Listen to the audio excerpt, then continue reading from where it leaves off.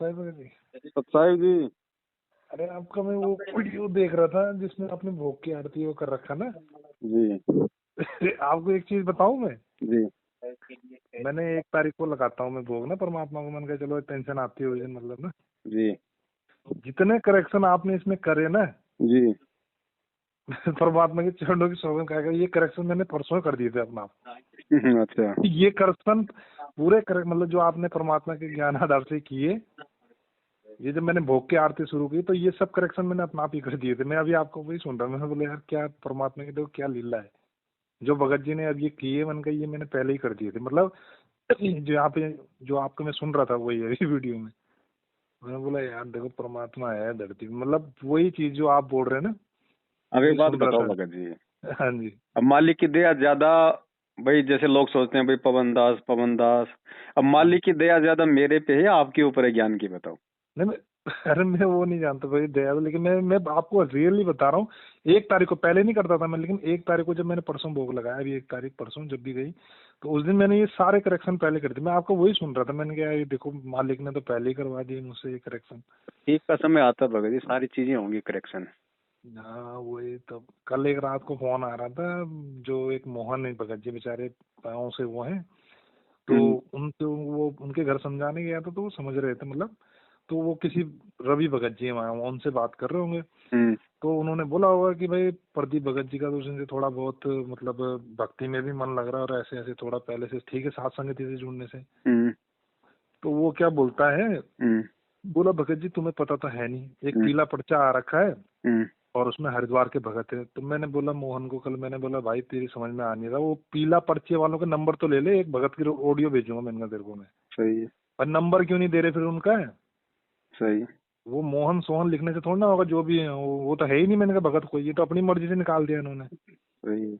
मैंने बोला एक बात ये, और फिर मैंने कहा भाई वो रवि की वो भगत जी हैं उनकी भैंस मर गई तू बोल रहा है तो प्रार्थना लगाओ। मैं प्रार्थना लगाओ, फिर भैंस मर गई उसकी 1-1.5 लाख की। मैंने बोला प्रार्थना लगाते रहो, है ना। मैंने कहा इसी चक्कर में मैं भी ठगा, तुम्हें अभी भी समझा रहा हूँ। मैंने कहा मैं तुम मान जाओ, बात करते रहता है ना मैं से, तो मैं बात करता हूँ। वैसे तो मैंने छोड़ दिया जाना आना, लेकिन जब बात कोई फोन आया था तो हमारे मन में ऐसे था। अब परसों देखो मैं उनके घर के अचानक ऐसे गया, वैसे भी उनके रिलेशन है ना मोहन भगत जी से मेरे। तो वो भगत जी आए वहाँ दूध छोड़ने, जो रवि भगत जी उन्हें कोई। तो मैंने बोला सच साहिब, तो सच साहिब तो भाई वो बात करने के लिए भी डर रहे। मैंने यार भगत जी हद हो गई इनके लिए, हद मतलब जो संसारी रूप से इतने नीचे गिर गए। मैंने कहा यार जैसे निरंकारी पंथ है और पंथ है उनमें भी, अगर जैसे कल हम निरंकारी पंथ में हैं, कल के दिन में निरंकारी पंथ को हमने छोड़ दिया, हम देवी देवताओं में चले गए, तो वो भी आपस में बात करते हैं। ये तो हमसे ऐसे बात करने से हो गए जैसे बस इनका नाम खंड हो रहा है। मतलब ये हमारी शकल नहीं देखनी चाहिए। तो मैंने बोला यार ये व्यवहार के लायक भी नहीं है, आप लगा लो इनसे। अज्ञानता है ना, ज्ञान की कमी है सारी। अच्छा अब मैं बता रहा हूँ आपको, मैंने ऐसे आपको मतलब वो तो नहीं बता रहा है, 20-30 मतलब 30 से 40% का लाभ मुझे मतलब शरीर में भी होने लग गया। मैं रात को सो जाता हूँ भगत जी परमात्मा की दया से। अब चलो ये भी बहुत जो बड़ी दिक्कत, है। हाँ जो जो जिसके लिए मैं रो रहा था वो परमात्मा ने धीरे धीरे काटा। मतलब मुझे ऐसा लगता है कि 20 से 30%। सबसे मेन प्रॉब्लम ये थी रात की, और रात में मैं आराम से सो जाता हूँ भगत जी, 5 मतलब 4-5 बजे तक सो जाता हूँ तो बहुत रहता हूँ, मतलब 11 बजे तक मोबाइल पे लगा रहता हूँ, लेकिन उसके बाद भी आराम से सो जाता हूँ। तो मालिक ने मतलब मेहर ऐसी कर दी सब चीज से, मैं इतना खुश हो रखा ना उस दिन से, भक्ति में भी मन लग रहा है। मैंने बोला यार देखो हम पवन भगत जी को क्या, एक बार कभी कभी मेरे को वो भी आता है, मैंने कहा मैं इनको क्या अंत संत सोचता था इनके बारे में, और काश मैंने कहा ये परमात्मा इनसे अगर निमित्त नहीं बनाते, मैं तो अंधकार में ही था। मतलब मैंने आपको पता नहीं आपके बारे में क्या क्या उस समय भी सोचा, और हम यही सोचते थे यार ये आदमी गलत है, ये गलत है। और मतलब उस समय अब पता चल रहा है, अब देखो भक्तों को धीरे धीरे पता नहीं उनके औरों की बुद्धि कब जगेगी, परमात्मा जाने। देखो भगत, जिसका समय आता चला जाएगा वो मालिक से जुड़ता चला अगर आपसे जाएगा। भगत जी मैं बहुत पहले जुड़ जाता, मैं 1 साल पहले आपको फोन किया था, पता नहीं आप उसमें हिमाचल थे, परमात्मा जाने आप कहाँ थे, मैं नहीं जानता। मैं वही था भगत जी। नहीं यहाँ नहीं थे आप, यही मानो था। तो सही है। ये अगर यहाँ भी, अच्छा यहाँ भी हो सकता है आप यहाँ, और मैं रिटायरमेंट नहीं आया था उस समय, मैंने आपको फोन भी किया था, बल्कि आपसे मुझे रिटायरमेंट व्हाट्सएप कब में। आए थे आप? मैं तो भगत जी नवंबर में आया 2020 में। नवंबर 2020 है। हाँ हाँ 2020। हाँ तो उस और समय उस मैं यहाँ पे जून में आ गया था भगत जी। तो आप जून में आए, उससे पहले की बात है वो, उससे मतलब ये होगी कम से कम जनवरी फरवरी की बात है ये 2020 की उस समय शायद। तो फिर मैं वहीं था मेरठ में। हाँ, तो आप मेरठ में थे, मैं बोल तो रहा हूँ, आप मेरठ में थे, आपसे मेरी बात भी हुई, आपने बोला यार बड़े भाई अभी टाइम नहीं है, मैं थोड़ा जो भी आप काम करते हैं उसमें मैं बिजी हूँ। फिर मैंने बोला, फिर मैंने आपका नंबर तो ले लिया, मैंने व्हाट्सएप पे आपसे चैटिंग की थी, बल्कि मैंने आपको इतना बोला था, मैंने कहा यार भगत जी ये बताओ, जब आपके पास नामदान था तो तब आप फ्रॉड नहीं था, ये नामदान आप सारी दुनिया में बोल रहे हो, ये मैंने आपको कमेंट किया था व्हाट्सएप में। तो आपने मुझे कुछ नहीं बोला था, आपने लिख के भेजा था भगत जी जैसे आपको अच्छा लगा वैसे करो। मैंने बोला यार तब तो ये मतलब मुझे ऐसा लगा ये फ्रॉड ही है, क्योंकि ये अब जवाब नहीं दे रहा वहां से, ये तो आपने रिस्पॉन्स करे हुए। तो मैंने बोला तब, नहीं तो मैं उस समय जुड़ जाता तो क्या पता ये दिक्कतें मेरी, मतलब जो मैं रोया ना, कहते बहुत रोया हूँ, परमात्मा ने ये है कि अब सही रास्ता दिखाया, बहुत रोया हूँ, बहुत खून के आंसू जैसे बोलते हैं वो रोया हूँ इस भक्ति में। उस समय लेकिन जुड़ ये है भी कि जाते तो भी भगत जी सच्चाई आपके समझ में नहीं आती, क्योंकि आपको पहले मैनेजमेंट से लुटना था, पिटना था, इनकी सारी सच्चाई आपके सामने आनी थी। हाँ ये भी इधर से है। आपको कोई रात कोई लाभ नहीं मिलना था, तभी तो फिर आगे चल के फिर आप उस चीज को स्वीकार करते ना। हाँ ये तो तो बात ठीक के सही। समय पे ही परमात्मा दया करता है। बिल्कुल बिल्कुल, मैं आपका भी वही वीडियो सुन रहा था, मैंने बोला यार भगत जी ने देखो जो भोग की आरती में करेक्शन की है, परमात्मा ने 1 तारीख को मुझसे पहले ही करवा दिए। नहीं, ये मैंने ये बोला ये प्रेरणा तो भगत जी थी, ये पहले से, लेकिन होता क्या ना हम्म, भाई, परमात्मा संगत में उस चीज को उसी समय एप्लीकेबल करवाएगा जब बहुत सारी आत्माएं उस चीज को स्वीकार करने के लायक बन जाती हैं। हम्म, अब किसी ये को बात कोई सही। ऑब्जेक्शन नहीं होगा इन चीजों को लेके, और कोई होगा कोई ऐसा, देखो मैनेजमेंट वालों को तो सारा ऑब्जेक्शन है। वो तो सारा ही है सतसेवकों में भी जैसे कोई भगत भाई बहन ऐसा होगा तो ना, धीरे धीरे होता है होता है। हाँ देखो मैं आपको बताता हूँ, जैसे आपने ये करेक्शन आरती में किया था कि स्वामी रामदेव ने उनकी जगह हमने संत भगवान रामपाल बोलना है, जो ये आपने बोला था ना, जी इस बारे में मुझसे जो बहन आई थी वहां दूर से, उसने बात की थी। जी अब मेरे से बहुत वक्त, उस समय तो मुझे सेवा का नंबर भी नहीं मिला था, हम्म, तो मैंने यूँ बोला था उसे, मैंने कहा बहन देख पवन भगत जी बता रहे हैं, लेकिन मेरा भी दिल नहीं मान रहा। जी मैंने कहा मुझे नहीं लग रहा कि मुझे गुरुजी की आरती में करेक्शन करना चाहिए। जी लेकिन उसके 1-2 हफ्ते बाद मुझे ऐसा लगा कि यार वो आप ठीक बोल रहे हो। फिर मैंने वो करेक्शन देखो खुद किया। देखो फिर भगत मैंने जी, वो खुद किया। गुरुजी ने जो मना किया हुआ है वो गरीबदास जी महाराज जी की वाणियों के लिए किया हुआ है, ठीक है। हाँ जी हाँ हम जी। गरीबदास जी महाराज जी वालियों में वाणियों में कोई करेक्शन नहीं कर रहे किसी प्रकार का, ना हमने संध्या आरती में किया, क्योंकि हाँ संध्या आरती की लास्ट की तो 2 चौपाई है वो गुरुजी ने स्वयं अपने गुरुदेव के लिए बनाई है, तो हम हाँ तो जी। अपने गुरुदेव के लिए बनाएंगे या बोलेंगे ना। अब बिल्कुल। यहाँ भी जो इस आरती में भी जो करेक्शन हुआ है, बताओ वो गरीबदास जी वाली कौन सी वाणी है? वो तो गुरु जी हम्म, प्रार्थना कर रहे हैं, और गुरु जी किससे प्रार्थना करेंगे? जब बिल्कुल उनके भगत उनके सामने खड़े हैं और फिर भी भगवान ही प्रार्थना करेगा, तो धिक्कार है फिर हमारा जीना। बिल्कुल। नहीं वो मेरे थोड़ा देर में समझ में आया, एकदम नहीं आता ना आदमी को, थोड़ा लगता है। तो 2 हफ्ते बाद फिर उसी बहन का फोन आया था कि भगत जी आप कैसे करते हो। मैंने कहा मैंने करेक्शन कर दिया, जैसे पवन भगत जी बोलते हैं वैसे। बोला भगत जी कैसे। मैंने बोला मुझे लगता है कि वो ठीक बोलते हैं, क्योंकि मैंने कहा बोलो देख, मैंने कहा हमारे गुरु हमें रामानंद जी हैं वो ठीक है आदरणीय है, लेकिन हमारे गुरु तो भगवान संत रामपाल जी है ना, जी उस तरीके से। फिर मैंने आपकी, कल मुझे फोन कर रही थी आप, भैया आपने भगत जी आपने वो ऑडियो आ रखी है कि, मैंने कहा मैं ऑडियो बनाता ही नहीं हूँ, मेरे पास तो रिकॉर्डिंग वाला, मैं किसी की आवाज रिकॉर्ड करता नहीं। बोला आपकी आवाज आ रखी। तो फिर मैंने सुना आपके उसमें, मैंने बोला यार आवाज तो मेरी है। वो मेरे उस दिन क्या हुआ कि वो एमपी के भगत को समझा रहा था मैं। अच्छा अच्छा। उसने बोला मेरे को कोऑर्डिनेटर से बात कर, मेरे 11 बजे रात कॉल कर रहा मुझे। बोला भगत जी ये कोऑर्डिनेटर है 2013 के भगत है, ये कमांडो ही बने थे। मैंने बोला बात करवा। फिर तीनों को कॉन्फ्रेंस लेके पे ज्ञान आधार से बात हुई हमारी। अच्छा अच्छा अच्छा। और फर्स्ट में वही हुई। मैंने कहा भाई तुझे कमांडो बनने के लिए किसने बोला। मैंने कहा भगत जी ये बताओ। बोला, मैंने कहा आप गुरुजी की चरणों की सौगंध खा, आपको गुरुजी ने बोला। बोला नहीं मुझे तो ये समिति ने। तो मैंने बोला यार, बोला गुरुजी सब काम गुरुजी थोड़ा ना करते थे आश्रम में। तो मैंने कहा तुम्हारे अंदर बुद्धि नहीं थी, तुम वहाँ काले कपड़े क्यों पहन रहे हो। मैंने कहा तुम ये। फिर उसी बात में मेरी चर्चा चल रही थी। फिर वो बोल रहा था कि गुरु को तुम क्या मानते हो। मैंने कहा हम तो भगवान मानते हैं भाई। तो बोला तुम तो गुरु को छोटा मान रहे हो। मैंने बोला तो आपकी बुद्धि विवेक काम कर रहा है। मैंने कहा थोड़ा बहुत भाई भगवान मानेंगे, मानना थोड़ी ना, मैंने भगवान है। मैंने बोला तो वो चर्चा चल रही मानना वो तो मुझे। फिर एक वो मजबूरी हो गई। हाँ, नहीं नहीं, मैं आपको हकीकत बताऊं, मैं भगत जी अपना एक्सपीरियंस आपको मैं हमेशा सच बताता हूँ। मैंने तब से, जैसे दाढ़ी वाली मूंछ वाली फोटो है ना, हम्म, अब वो मैं भूल ही गया उसको। मतलब वो मुझे याद ही नहीं आती है मुझे तो क्योंकि दरबार में भी वही फोटो लगी है। अब परमात्मा, मतलब अब पूरी तरह से वही, मतलब वो दाढ़ी मूंछ वाली फोटो तो याद भी नहीं आती है कि अभी कोई कबीर साहब इसमें थे, मतलब या ये कबीर साहब है। मतलब मुझे तो अपने गुरुजी ही मतलब वही लगता है, क्योंकि दरबार में भी वही फोटो है। अब कोई आस्था ही नहीं है फोटो में मेरी दूसरी वाली में ना। तो वो ज्ञान चर्चा चल रही थी उस दिन, 1 घंटे जब हमारी चली, तो फिर जब फोन कटा तो वो भगत समझा, बोला भगत जी सही बोल रहे थे आप, ये फ्रॉड ही है। तो मैंने बोला भाई ये फ्रॉड है मानो। मैंने बोला इनको केवल डिस्ट्रिक्ट कोऑर्डिनेटर अलाना कोऑर्डिनेटर बन गए, इनको अकल नाम की कोई चीज नहीं है। मैंने बोला यार ये अब बताओ। ना तो मतलब वो भाषा से भगत लग रहा था, ना कोई हाँ, विचारों से भगत लग रहा था। मैंने बोला यार देखो हम भी पवन भगत जी को पहले गलत सोचते थे। मैंने बोला ये देखो आपको मैनेजमेंट ने थोड़ा बरगला रखा है। मैंने कहा इसी चक्कर में, मैंने कहा देखो आपको मैंने हजारों सबूत भेज दिए, इतने लाखों सबूत आपको दे दिए। मैंने बोला परमात्मा की ये वाणी है। मैंने कहा देखो हमारे लिए एक ही शब्द बहुत है, हम्म। जिसमें गुरुजी ने वीडियो भेज रखा, ज्यादा दूर जाने की जरूरत नहीं है। मैंने कहा वही पकड़ लो कि गुरुजी ने जब बोल दिया ये समिति मेरी नहीं है, तो आज गुरुजी क्यों बोलेंगे यार कि मैनेजमेंट मेरा है, मेरे उससे चल रहा है, सही क्यों बात। बोलेंगे। मैंने बोल मैंने बोला ज्यादा दूर जाने की जरूरत नहीं, इसी शब्द को पकड़ लो। और मैंने कहा बोला ऐसे ऐसे करो। और तो अगर गुरुजी बोल भी देंगे कि ये मैनेजमेंट मेरा है, तो हमने कोई अंधा होके थोड़ी लगना है। वही तो, गुरुजी तो काल को भी अपनी आत्मा, अपना ही बच्चा बताते हैं। बिल्कुल। अच्छा परसों मुझे ऐसा लगा कोई भगत भगत तो था वो, लेकिन मुझे लगता है वो लॉर्ड जो वो बुद्धा फाउंडेशन है ना, हम्म। उनसे जुड़ा हुआ था वो। हम्म। मुझे ऐसा उसकी बातों से लगा, क्योंकि उसने मुझसे ज्ञान चर्चा की कम से कम 1 घंटा। जब 1 घंटा की तो पहले उसने मुझे अपना नाम नहीं बताया हम्म। कि मैं इनका भगत हूँ, मतलब भगवान संत रामपाल जी का भगत हूँ। उसने मुझे बोला कि आप, मैं इनके वो सुनता हूँ, मुझे अच्छे लगते हैं विचार ऐसे ऐसे। फिर नाम पे आया हो कि नाम कौन देगा। मैंने बोला नाम भाई संकल्प नाम दीक्षा मिलेगी। तो ऐसे ऐसे जब बहस करी, तो मैंने बोला भाई देख मैं तुझे समझा नहीं सकता इससे ज्यादा। और मैंने कहा भाई ऐसा है, क्योंकि मुझे पता नहीं था उसमें भगत है वो, तो मैंने भाई बोलना था। मैंने बोला भाई ऐसा है, मेरे लिए तो मेरा भगवान ये, इसे तो मैं छोड़ू ना चाहे तू, अब आपकी मर्जी। मैंने बोला आपका इष्ट कौन है। हम्म। तो बोला मेरा इष्ट भी वही है जो आपका है। मैंने कहा कौन, कि संत रामपाल जी। तो मैंने बोला वही तो मैं बोल रहा इतनी देर से। तो मैंने कहा आपने झूठ क्यों बोला मुझे कि हम्म। मैं नाम दीक्षा लेना चाहता हूँ अलाना। तो मैंने बोला फिर उसने मुझसे ये डिस्कशन भी किया हम्म। कि जो लॉर्ड बुड्ढा फाउंडेशन है भगत जी, आप बताओ हमें पवन का साथ देना चाहिए, ये दान देना चाहिए, वो तो गुरुजी को छुड़ाने के लिए।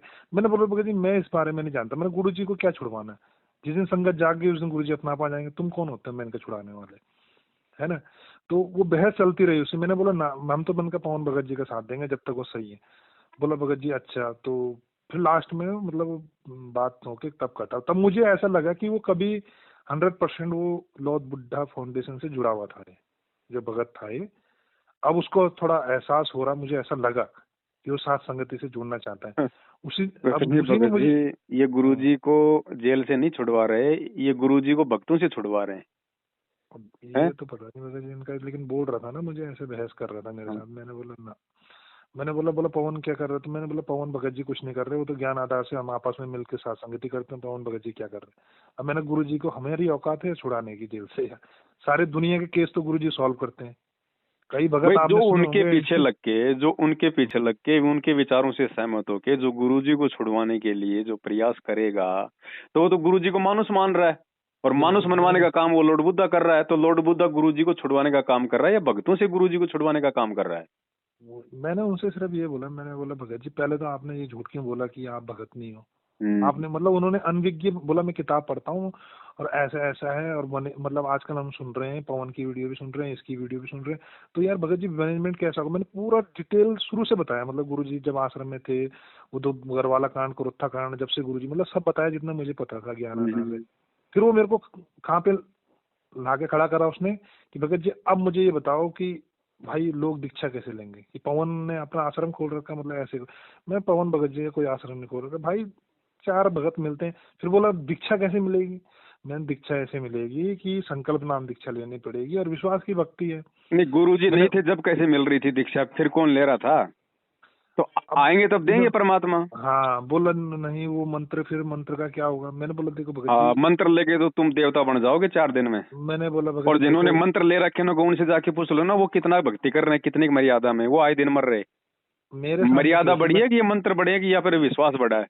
नहीं मेरे सामने केस है, ज्यादा दूर कहाँ जाना। मेरे हाँ। सामने परसों का केस है उसकी। बेचारे मुझे दया भी आती है, लेकिन क्या करें अब, उसकी मौत इतनी दर्दनाक हुई कि मैं बोलूं भगवान किसी को ना है। भाई अब गाड़ी के बताओ। नीचे टायर आ गया और जगत वालों का कुछ नहीं बिगड़ा। जो उस ऑटो में थे, टेम्पू में, उनका कुछ नहीं बिगड़ा, उनको खरोंच तक नहीं लगी यार, अगला भगत मर गया। सतनाम तक धारी था। अब बताओ सतनाम लेके इतनी, क्या बताएं ऐसी मौत, मर रहे। मैंने बोला यार भक्ति का क्या फायदा फिर। परमात्मा क्या करे? अब परमात्मा की आंखों के सामने तो तपतशिला पे भी कालजियों को भून रहा था, लेकिन क्या करे परमात्मा? भाई बताओ। मैंने इनसे यही तो बोला, जो एक दो मुझे फोन करते हैं ना, जो मैनेजमेंट के साथ है, मतलब वो अपना आप करते हैं, मैं अब किसी के पीछे नहीं पड़ता। मैं बोलता हूँ यार भगत जी, आप लोगों का थोड़ा दिमाग काम करता है? आपने सच्चे गुरु की शरण ली है, हमारा भगवान आज मतलब इतने कष्ट परमात्मा हो, आपको पता है मेरे जेल में गुरु जी कैसे रहते हैं? आपको पता है? वो फोटो देखिए मैंने, बोला आपने वो कंबल में कैसे परमात्मा का आए दिन आता है, दांत में परमात्मा, दांत मतलब जो भी है शरीर रूप में जो भी है उनके साथ। मैंने कहा तुम लोगों को थोड़ा शर्म आती है? मैंने बोला तुमको शर्म आती है कि तुम उन लोगों का साथ दे रहे हो जो तुम्हारे साथ, जिसकी वजह से आज चाहे तुम जैसे भी मानो, लेकिन करवाने वाले तो यही है। शरीर रूप में तो इन्होंने ही कांड करवाया है। गुरुजी मुझे पता है वो भगवान है, जब मैंने कबीर रूप में थे तो भी तो वो कपड़ा बुनते थे, आज इस रूप में आ रखे। मैंने बोला यार तुम लोग उतने पाप, बोला हम कैसे? मैंने कहा एक बात सुन, वो कोई भगत है, मैंने बोला तू मेरे घर पे चोरी करने आया? बोला हाँ। अब मैंने कहा तेरे साथ दूसरे ने दिया? बोला दिया। अब मैंने कहा तुझे पुलिस ने पकड़ लिया, अब तू जब उसका नाम लेगा तो उसको सजा होगी नहीं होगी? बोला होगी। तो मैंने कहा जब तुम्हें पता है मैनेजमेंट चोर है, अब तुम इनका साथ दे रहे हो, तो तुम परमात्मा के दोषी हुए नहीं हुए? मैंने बोला तुम्हारी बुद्धि कहाँ जा रही है? मतलब मैं भी पागल था, तुम मुझे देखते थे ना, मैं इतनी सेवा करता था, तुम्हें पता है मेरे फादर, मैंने कहा हमारे यहाँ 17-18 हजार पूरी किताब भर के लेके आए थे कमांडर में, पूरी किताब, हम इतनी सेवा करते, तुम तो देखने वाले हो। मैंने कहा हमें कौन सा सुख मिला? मैंने कहा ये भक्ति करके, मेरे को ये बताओ। उस समय हम पागल की तरह हर संडे को जाते थे, इनके किस उसमें नहीं दिया। मैंने बोला यार तुम भगवान के लिए निकले हो ना, सच्चे मोक्ष कराने के लिए, सबसे पहला उद्देश्य मोक्ष। अब फिर तुम देख के फिर जान अंधे अंधे बने हो, मतलब तुम्हें दिख रहा है कि ये लोग गलत है, फिर भी तुम उनका साथ दोगे, तो मैंने कहा यार परमात्मा कैसे माफ करेगा? अकाल मौतें होंगी नहीं तुम्हारी, ये बताओ। तो बोला भगत जी आपको, मैंने कहा यार मुझे पूरा विश्वास है। मैंने कहा भगत जी मैं, इसमें मेरा घमंड नहीं है, लेकिन मुझे पूरा विश्वास है, मैं जब तक मर्यादा में रहूंगा। भाई मर्यादा से मैं भी उतरूंगा तो मेरे भी बक्कल उतारेगा परमात्मा एक तरफ से, बिल्कुल। तो लेकिन मैंने कहा जब तक मैं मर्यादा में रहूंगा मेरी अकाल मौत नहीं हो सकती भाई, ये मैं तुझे बता सकता हूँ। मैंने कहा इतना भी अगर भगत को विश्वास नहीं होगा तो फिर भक्ति क्या कर रहा है फिर? मैंने बोला यार तुम लोग क्यों क्यों डर रहे हो? मैंने बोला भगत जी फिर साथ संगत से जोड़ दो। मैंने बोला तब जोड़ूंगा जब तुमने मैनेजमेंट के खिलाफ बोलना है और इनसे पूछना है, मेरे सामने पूछेगा तब हम ग्रुप में जोड़ेंगे, ऐसे नहीं, ऐसे गंद फैलाने वाला। अच्छा एक मजे की बात देखो, एक ने क्या किया, मेरे से बात करता था, वो है हरिद्वार का, बोला साथ संगत से ग्रुप जोड़ दे। मैंने भी चलो, मैंने थोड़ा दिन बात की, मुझे अच्छा लगा। मैंने बोला भगत जी आप आ नहीं रहे? वो मेरे यहाँ भी नहीं आया, फिर वो ममता दासी के यहाँ भी नहीं आया, जयपुर भी नहीं गया था। मैंने बोला यार चल होगा, फिर भी मुझसे वो वीडियो कॉलिंग पे बात करता था। उसने ग्रुप में कितनी गंदगी मचाई। उसने क्या किया, वो है उसका चेला जो वो बैठा हुआ वहाँ हिमाचल में, संजय। अच्छा। और ग्रुप में जब बात हुई, उत्तराखंड का एक ग्रुप है हमारा, उसमें इसने डाल दिया उसकी ऑडियो संजय की। अब जब संजय की ऑडियो आई तो मुझे फिर सबने मैसेज करने लगे भगत जी आपने किसको जोड़ रखा है यार? मैंने कहा ठीक है भगत जी मैं अभी इसे रिमूव करता हूँ। मैंने रिमूव किया, उसको हटाया वहां से। तो मैंने कहा भगत जी हम क्या जाने, बताओ, हम तो, हमारा मन तो साफ है, हम तो जोड़ देते हैं भगतों को। अब किसी ने बोला मेरे से, बात की तो मैंने जोड़ दिया उसे ग्रुप में। अब मुझे क्या पता इसके मन में, तो उसकी ऑडियो पता है क्या वो क्या बोल रहा है, तुमको भी एक दिन इसमें गुरु में इसमें आना पड़ेगा, हिमाचल के जो इसमें है। और संजय तुम्हें पता है संत रामपाल जी के रूप में संजय आ रखा है। मैंने बोला इसकी तो बुद्धि जो है ना वो घास चरने चली गई। हरिद्वार का है, बोल रहा संजय जो है संत रामपाल जी के रूप में आ रखा, बोला ये बोल रहा वो ऑडियो में, मतलब जो ग्रुप में भेज रहा। मैंने बोला यार इनकी कौन सी क्या बोले इनको, ये बोलते हैं हम संत रामपाल जी भगवान के भगत हैं और गुरु पे इन्होंने आस्था संजय पे लगा ली। ये गंदगी तो छाटनी है परमात्मा ने, वही तो छाट रही है। यहीं से गिर गए यार, तुम हद होगी तुम्हारे लिए। मैंने बोला ये क्या, मतलब आप लोग कितने, मतलब आपका स्तर गिर चुका है। तो फिर मुझे एक दिल्ली वाले भगत ने, मतलब कई ग्रुप में जोड़ रखे मैंने जो, तो बोला यार भगत जी आपने मैंने बोला ठीक है मैं इसको अभी रिमूव करता हूँ। मैंने बोला यार भगत जी मुझे क्या पता। अब कई बहनें ऐसे आती हैं जो बिल्कुल वैसी हैं, मतलब कैसे, जो जब से ये सेवा का नंबर मिला जिनको कुछ पता ही नहीं है, वो बोलती है भगत जी ग्रुप से जोड़ दो। अब मैं ज्यादा दूर नहीं जाता, मैं इनको उत्तराखंड ग्रुप से जोड़ देता हूँ। या फिर मैं क्या करता हूँ कि भाई जैसे आपके कोई वीडियो आता है तो मैं अपने ग्रुप में भेजता हूँ इसको ना, उत्तराखंड में जो भी आपका मेरे से, जो मैं आपसे जुड़ा हूँ, तो उसको मैं लेके इनमें डालता हूँ। क्योंकि इसमें ग्रुप वालों ने बोला भगत जी हमें बताते रहो कहाँ साथ संगति हो रही है, कौन भगत जी का कोई वीडियो है, हम लाइव नहीं देख पाते। मैंने कोई बात नहीं, मैं तुमको इसमें फॉरवर्ड कर दूंगा, सब होता है। अब वो हमें क्या पता कि हरिद्वार वाला ये भगत इसके मन में गंदगी है, हमें क्या पता। कोई ऐसा हो तो बाद में उसको रिमूव कर दो, क्या दिक्कत है? डालने को डाले, वो डाले, हमें उससे क्या फर्क पड़ना चाहिए? तब मैंने देखा बाद में उसको रिमूव कर दो। संजय की और रिकॉर्डिंग डाल रखी उसने, मतलब उसमें ग्रुप में, तो मैंने भी सुनी रिकॉर्डिंग। मैंने बोला यार क्या बोल रहा है ये, तो वो अपनी बकवास निकाल रहा है वहाँ, फलाना अलाना, हम ये है गाय को भी वो करते हैं, यहाँ गाय भी आके हलवा प्रसाद खाती है, हलवा राम। मैंने बोला यार इसकी तो बुद्धि भ्रष्ट है छोटी सी। मगर दो तो चार साइड, भैंस और बांध लो, तुम ही बनाओ और तुम ही हाँ खाओ। हाँ, एक वो कजोड़ है, वो कजोड़ बोल रहा मैं, वो जो डॉक्टर डॉक्टर क्या है आपका वो, उसने भी एक और डाल रखा था। कल तो मैंने देखा ही नहीं, जो यूट्यूब पे खोलते हैं ना हम, जैसे हाँ, आपका आता है ना, तो उसका भी आता है। तो डॉक्टर का मैंने बोला यार इसकी बकवास तो सुननी नहीं है, मतलब उसमें, मतलब मैंने ऐसे क्लिक मारा था तो उसमें बोलने लग गया थोड़ी देर की भाई हमने इसका चैलेंज, मैंने बोला यार इसे हटा यार, इसकी बकवास सुननी नहीं है, जब ये हमारे गुरु जी का शिष्य नहीं है, इसकी फालतू बकवास सुननी क्या है। मैं खुद ही नहीं सुनता भगत जी, मैं खुद ही नहीं हाँ देखता, मैंने उसको ब्लॉक मार रखा खुद ही। मैंने बोला यार इसकी फालतू बकवास, वो पेटी लेके बाजा बजा रहा है। मैंने लिखा कमेंट में, मैंने वो भाई तो तूने वो तो सार मैंने, सार शब्द का भेद बता रहा है। हाँ भेद ना, मैंने उसे लिखा, मैंने डॉक्टर साहब भूल गया। आप, मैंने कहा सच्चे गुरु की छोड़ दी तुमने शरण और काल के दूत में फंस गए, मैंने कहा तुम। कमेंट तो में पता लिखा नहीं मैंने उसको। कितने आएंगे कितने जाएंगे अभी तो। मैंने बोला यार हद होगी तुम्हारे लिए। मैंने बोला मैं आपको वही देख रहा था अभी, मैंने बोला यार भगत जी ने जो करेक्शन किया, देखो परमात्मा ने 1 तारीख को मुझसे पहले ही करवा दिया। अभी 1 तारीख को भोग लगाया था दास ने, जी। मैंने के मैंने लगाता हूँ, तो मैंने देखा यार, मैंने बोला ये तो मैंने अपना आप ही कर दिया था पहले ही।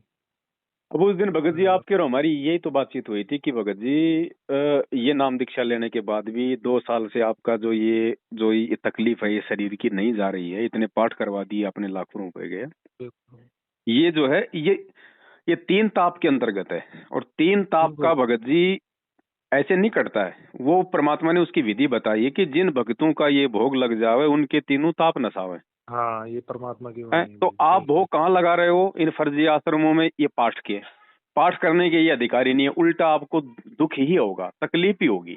तो आपने देखा नहीं तो भोग भी नहीं लगाते, जब इन्होंने, आपने वो वीडियो डाला हुआ है 2019 का शायद, जब बड़ा समागम होता है। हाँ, रोहतक में नहीं लगाया भोग इन्होंने हाँ परमात्मा तो फिर ये तो दीपक जलाया उसने और शुरू कर दी, बस भोग की आरती हो गया ने। खत्म। जब आप अपने घर पे भगवान को भगवान मान के भोग लगाओगे तो आपका न्यास क्यों नहीं होगा भाई? मालिक का ये तो विधान है। मतलब यार इनको तो बड़ा धीरे समझाना। धीरे परमात्मा रोक काटेगा। अच्छा भगत जी ऐसा नहीं है कि इन लोगों को नुकसान नहीं हो रहा, फिर भी ये ना आने की तैयार नहीं है। अब जिस भगत की मैं आपको बताया, भैंस मर गई, 1 डेढ़, कम से कम 1 लाख की तो आती है। देखो हैं, ऐसा और भगत जी, नुकसान की भी एक सीमा होती है। आदमी 50% तक तो नहीं सोचता है, चलो कोई नहीं, देखेंगे देखेंगे। और जब उसके घुटने टूटने को हो जाते हैं ना कि अब कहीं को चारा नहीं है, तब आता है वो। अच्छा मेरे को क्या बोलता है, उस भगत को क्या बोलता है, बोला वो तो काल काल दे रहा, उसे फायदा बोला। मैंने ये बोला ना उसे, मैंने कहा भाई मेरा भक्ति में मन लगता है, थोड़ा शरीर में भी थोड़ा बहुत आराम मिलने लगे। बोला उसे काल दे रहा वो आराम उसे। मैंने बोला काल क्यों देगा भाई मुझे? हम्म। काल बोला बोला उनके उनके मत्थे काल चढ़ चुका है, इसलिए काल उन्हें अभी भ्रमित करेगा, उन्हें आराम दे रहा। मैंने कहा अच्छा ठीक है। बढ़िया बढ़िया। मैंने बोला जय हो तेरी भैया, तू जिसका पक्का ही ये भगत लोग है। सुखी नहीं, उसका परलोक कहाँ से सुखी हो जाएगा? तुम यहीं पे नौकर टायरों के नीचे आके मर रहे हो सार नाम सतनाम लेके, तुम कहाँ सतलोक जाओगे भाई? मैंने वही तो बोला, मैंने बोला यार अकाल मौत अगर, अच्छा मैंने बोला सुनो, उसकी अकाल मौत हुई भगत की, तो तुम्हें लगता है, मैंने कहा परमात्मा वो सतलोक चला गया यार? ये बताओ। मैंने थोड़ा थोड़ा थोड़ा बुद्धि विवेक का, थोड़ा अगर भगवान ने तुम्हें बुद्धि दे रखी, विवेक दे रखा, थोड़ा सोचो एक बार। हम्म। और फिर मैंने बोला यार बात करने से एक सांसारिक रूप से, चलो हमारे गुरु तो हमारा एक ही है ना, भगवान तो हमारा एक ही है। अब तुम ये बताओ, मैंने कहा यार बात करने से नामखंड कैसे होगा? अगर वो भगत मेरे से बात कर लेगा तो उसका नामखंड हो जाएगा, ये बताया। मैंने बोला यार भगत जी, ये ये बताओ। वार्तालाप, ये चिंतन मनन, ये चर्चाएं, ये तर्क वितर्क, ये दूसरे पंथों में नहीं है दुनिया में कहीं भी। ये ना इसी कहीं पंथ नहीं। में होना है, क्योंकि यही परमात्मा है, इसी पंथ से मोक्ष होना है। तो और ये ज्ञान आधारी जो है, ये परमेश्वर ने अपनी आत्माओं को बनाना है, सबको परमात्मा ने विवेकी बनाना है, नीर खीर का निबेरा करने वाला बनाना है। इसलिए सारा मंथन भक्तों के बीच में इसी इसी मतलब 13वें यथार्थ कबीर पंथ में होगा, और हो रहा है। और मुश्किल से 1.5 साल की बात है, परमात्मा सबकी छटनी कर देगा। बाकी बजाओ भाड़ में, परमेश्वर ने जिनके वो छांटना होगा उनको छांट लेगा, साथ संगति उसे जोड़ देगा। बाकी ऐसे आते रहेंगे, जाते रहेंगे, मरते रहेंगे, परमात्मा को कोई फर्क नहीं पड़ता भगत जी। जिनके लिए मालिक आया था उनको लेके परमात्मा उड़ जाएगा। मैंने और इन्हें दूसरी यही तो बात भगत बोला जी मैं। एक और है, हाँ जी। विचार करना इन बातों पे, ये रोएंगे ऊपर हाथ रख के, आप देखना भगत जी, ये संगत, दुनिया तो रोएगी रोएगी, ये संगत भी रोएगी। आप नहीं देखा करते थे पहले ये फिल्में, हाँ जी हाँ जी। धार्मिक फिल्में हम देखते थे, जैसे हाँ शंकर जी थे या विष्णु जी थे, जैसे किसी भगत के वहां पे भेष बदल के आ जाया करते थे, हाँ जी। उसका नौकर बन के काम करते थे, या वैसे और किसी वृद्ध रूप के मतलब रूप बना के उसके घर में सामान सट्टा पहुंचा देते थे, वहां रहा करते थे। और जब कभी उस भगत को इस बात का मालूम पड़ जाता था कि ये तो भगवान है, और वो फिर आंखों में आंसू लेके उनके चरणों में गिर जाता था, और जब वो ऊपर उठता था तो भगवान गायब हो जाता था। हैं? बिल्कुल। यानी जिस दिन ये विधान है भगत जी, जब भगत को भगवान की पहचान हो जाएगी तो भगवान ज्यादा दिन पृथ्वी पे नहीं रुकेगा। बिल्कुल। गुरुजी हाँ, गुरुजी आश्रम में भी आने के ज्यादा दिन बाद नहीं रहेंगे भगत जी यहाँ पे। इसके रीजन है, क्योंकि एक तो भगत समाज को जो है भगवान की पहचान हो जाएगी। अब भगवान की पहचान हो गई तो फिर वो आत्मा फिर अपनी भक्ति करेगी, फिर परमात्मा ज्यादा दिन नहीं रहेगा भगत जी इस पृथ्वी पे। अपना विधान बना के थोड़े दिनों में एक अच्छा माहौल बना के परमात्मा यहाँ से निकल लेगा। और परमात्मा परमात्मा जल्दी क्यों निकलेगा, उसका सबसे बड़ा रीजन ये है कि आज से पहले तो चलो हमें पता नहीं था कि गुरुजी भगवान है, इसलिए हम यदि उनके प्रति मन में दोष भी जो है लेके आ जाते हैं, हम उनके प्रति कोई शंका भी वो पैदा कर लेते हैं, तो परमात्मा कहते हैं बेटा नाम शुद्ध करा, अपनी भक्ति कर। मालिक हमें मौका दे रहे हैं क्योंकि अभी हम अनजान हैं, नादान हैं, हमें भगवान की पहचान नहीं। और जब ये साबित हो जाएगा, पहचान हो जाएगी कि संत रामपाल जी ही परमात्मा है, और उसके बाद यदि हम उनके प्रति या भक्ति के प्रति मन में कोई शंका पैदा कर लेंगे, फिर भगत जी उस जीव को माफी नहीं है। तो परमात्मा नहीं चाहेगा कि किसी भी आत्मा का कोई जो है वो कर्म बिगड़े, तो परमात्मा जल्दी ही यहाँ से निकल जाएंगे भगत जी। इसलिए ये रोएंगे ये लोग, बाद में इनको मौका नहीं मिलेगा भगत जी।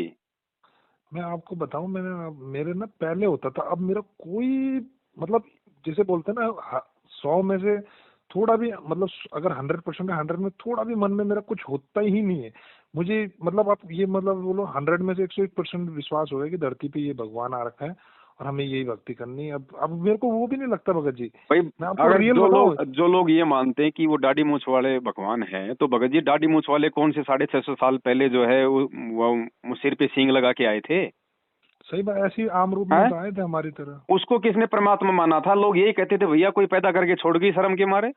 हाँ वैसे ही बोला। वो नहाया नहीं करते थे, खाया नहीं करते थे, लेटरिन बाथरूम नहीं जाया करते थे, काम धंधा नहीं करते थे, लोगों की गालियां नहीं खाते थे, सिकंदर लोदी की जेल में नहीं गए, उन्होंने सत्संग नहीं किए, नाम नहीं किए, भंडारे नहीं किए, क्या नहीं किए उन्होंने जो आज नहीं कर रहे।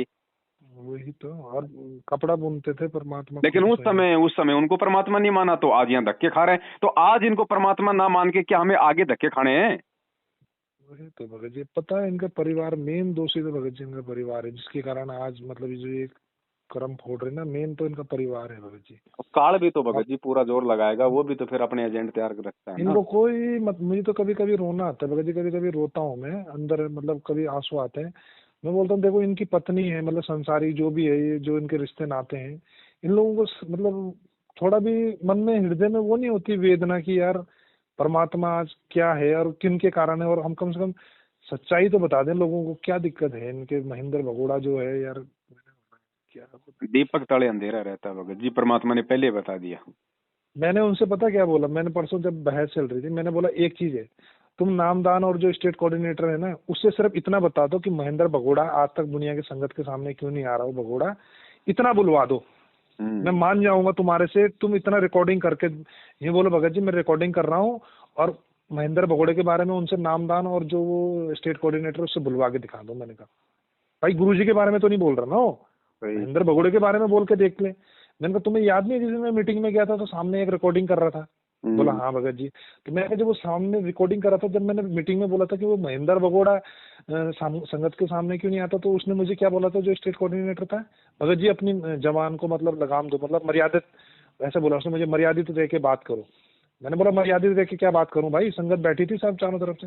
मैंने बोला सही तो बोल रहा हूँ, भगोड़ों को भगोड़ा बोलेंगे? और वो तो घोषित है, वो तो भैया वो तो गवर्नमेंट के कागजों में मुकदमा नंबर 428 में भगोड़ा घोषित है। आप समझ नहीं रहे भगत जी, वहां से जो रिकॉर्डिंग हो रही थी ना, अगर मैं वो मेरा विरोध नहीं करता ना तो महेंद्र उसकी तनख्वाह बंद करता उधर से।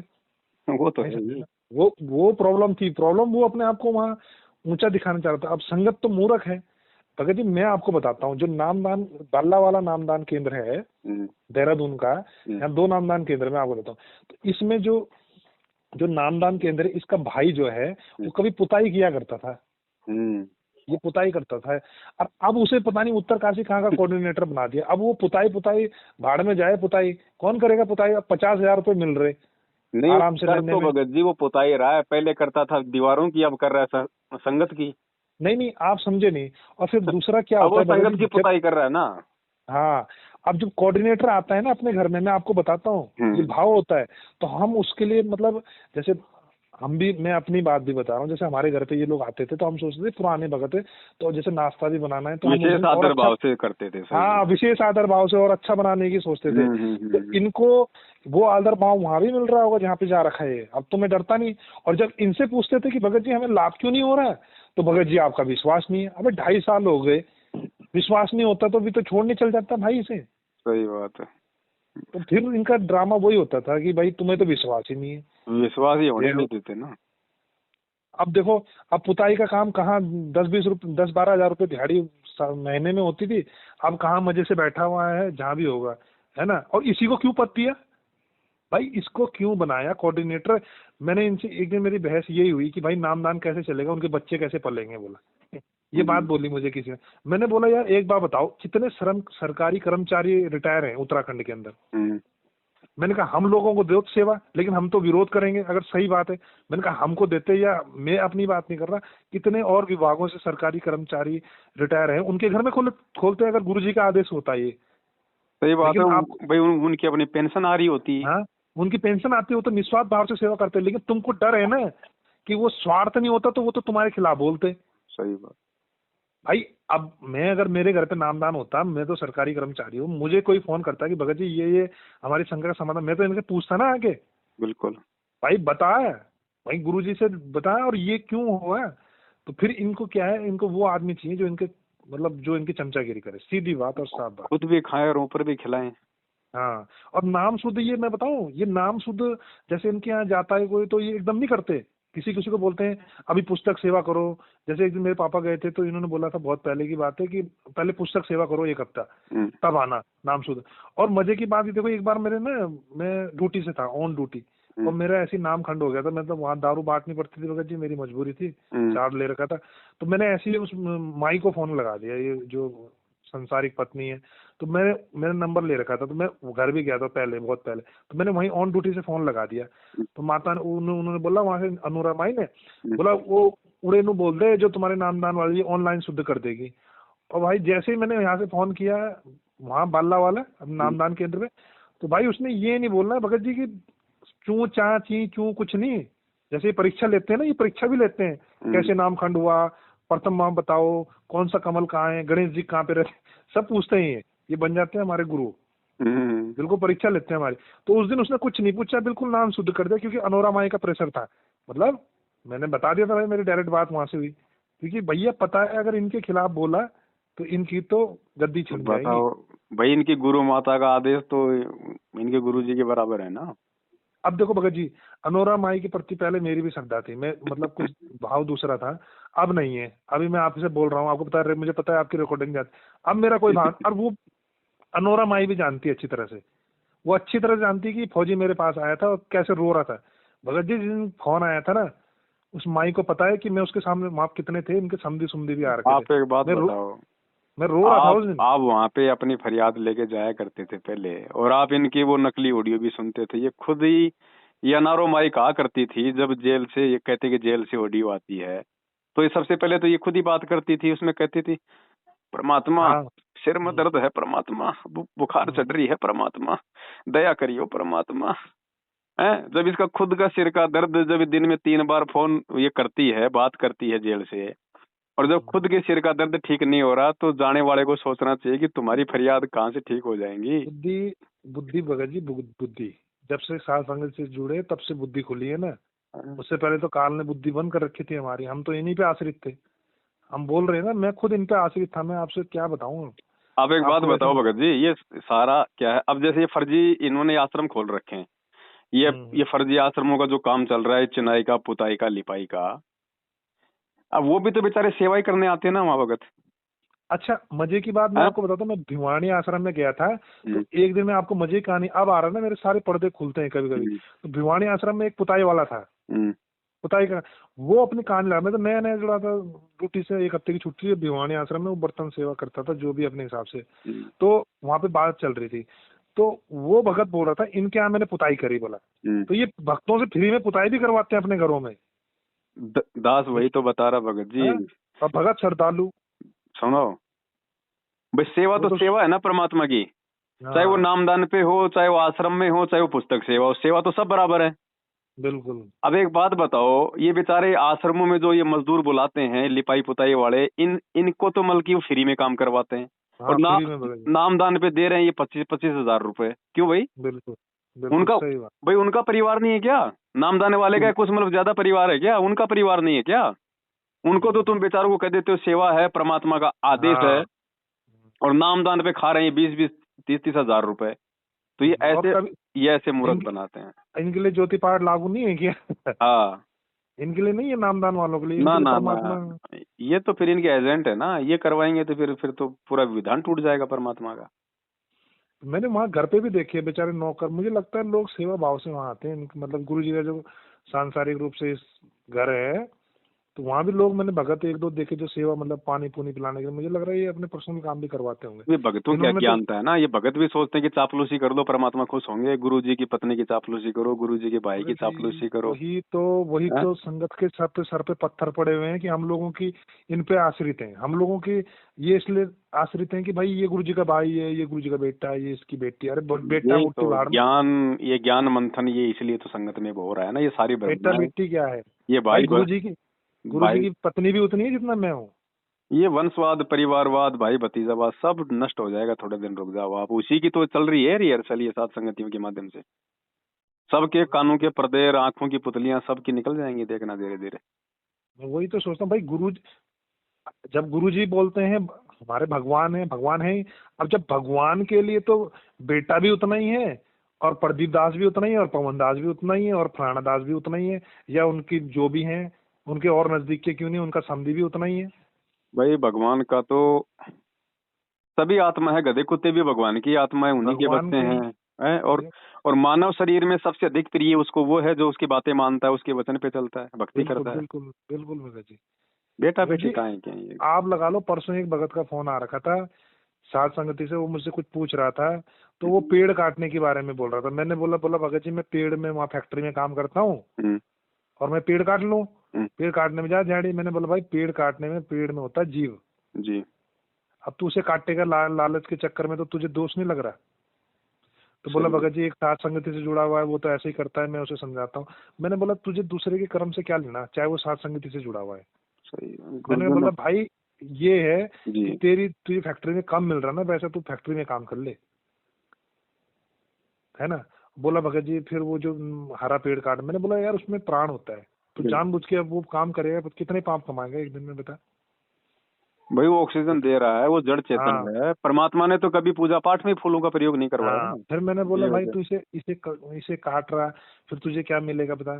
फिर बोला भगत जी जो फैक्ट्री में आता है उनको हमें वो करता है, तो मैंने बोला जब फैक्ट्री में आ जाता होगा तब तो कट टूट के आ रहा ना, उसके बाद तेरा क्या दोष? हाँ भाई पेड़ कट गया उसका फैक्ट्री में, तो वो निर्जीव हो गया। अब आदमी मर गया उसके बाद तू उसका कुछ भी कर, वैसे ही वो पेड़ कट गया फैक्ट्री में, तू काम करता है फैक्ट्री की बात अलग है, वहाँ कट कूट के आता है ना तेरे पास, वे तो तू भी जो भी कर। अपनी रोजी रोटी के लिए, अपने व्यापार के लिए हमने हरे पेड़ नहीं काटने। और बाकी परमात्मा ने बोल रखा है, यदि आप कोई मकान बना रहे हो या कोई ऐसा कोई हाँ काम है जिसमें कोई पेड़ काटना बहुत ही कंपलसरी है, तो हाँ आप जी जी। परमात्मा को प्रार्थना करके फिर आप जी उस पेड़ को काट सकते हो। नहीं बाकी वैसे अपने उसकी अपने व्यापार के लिए नहीं करना। उसकी शंका ये थी कि जैसे मैं फैक्ट्री में काम करता हूँ, हम्म।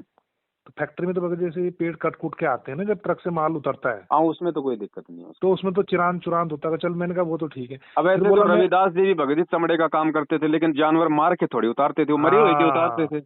वही। अब इसमें ये क्या बोल रहा था कि मुझे ज्यादा फायदा उसमें है, मतलब और दिहाड़ी बनती होगी जो, मतलब अभी जो कटांत होता है ना पेड़ के, हम्म। जो काटते, मैंने बोला भगत जी ना ना क्यों ना कर रहे, ना, दो क्यों पैसों कर के रहे हैं ऐसा? चक्करों में हम क्यों पाप कर्म मोल रहे हैं? मैंने बोला भाई उस अच्छा पेड़ में कितने जीव होते हैं, कितने जीव घोंसले होते हैं। होते हैं, कितने वहां पे चींटियां चिपकी होती हैं, कितना नुकसान होता है। भगत जी वैसे भी साइंस के हिसाब से, साइंस ने बताया ना पेड़ में जीव होता है, मतलब इनकी वो तो आयु होती है, ये भाई रोते हैं। साइंस बताए ना बताए, परमात्मा ने कह दिया ये भी एक योनि है भाई, चलो जीव जीव है। है, हाँ परमात्मा भाई ने ये नहीं बता मतलब रखा जड़ इसमें है, जीव है। ये जड़ है। हम लोग चेतन है। बिल्कुल बिल्कुल। तो मैंने बोला अच्छा, अब मेरे को ये लगा, देखो साध संगति से जुड़ने के बाद उस भगत के मन में कितना डर पैदा हो रखा है कि भाई तो पूछ ज्ञान से रहा है डर वो। होगा ना। हाँ और ये लोग तो कोई दिक्कत नहीं है। ये तो मुझे राजस्थान का एक भगत है, उससे मैंने समझाया, तो बोला भगत जी ये तो अफीम की खेती भी करते हैं। और अफीम की खेती करके बोलते हैं हमने पाठ करा दिया, कुछ नहीं, गुरुजी की मेहर हो रही। मैंने बोला ये तो भट्टे में है यार, तुम छोड़ो इनको। बोला अफीम की खेती कर रहे हैं, अफीम। हाँ, वहाँ राजस्थान में होती है अफीम की वो खेती। लाइसेंस पे होती है ना भगत जी, मैं दास को जानता नहीं क्या है। तो बोला उसकी खेती कर रहे हैं। तो मैंने बोला यार ये पाप के भागी हैं भाई। सरकार करवाती है। मेरे हाँ पास नहीं फोन आया कर। था एक का, मैं कहा भैया आज से पहले जो कर ली सो कर ली, अब आगे तू हम्म, तेरा लाइसेंस वापस दे दे सरकार को। हाँ ना ना। तो मैंने बोला यार भगत जी परमात्मा तो सत्संग में बताते हैं। मैंने बोला यार किसी को बीड़ी जलाने वाले को माचिस नहीं देनी, और तुम नहीं अफीम। नहीं, फिर तो दारू का ठेका भी खोल लो, वो भी सरकारी लाइसेंस देती है। हाँ नहीं, और ये फिर तो उसने क्या करते हैं, बोला हम तो उसका पार्ट करवा लेते हैं, जैसे अफीम का पैसा आया ना 2.5-3 लाख रुपए मोटी हाँ, कमाई है।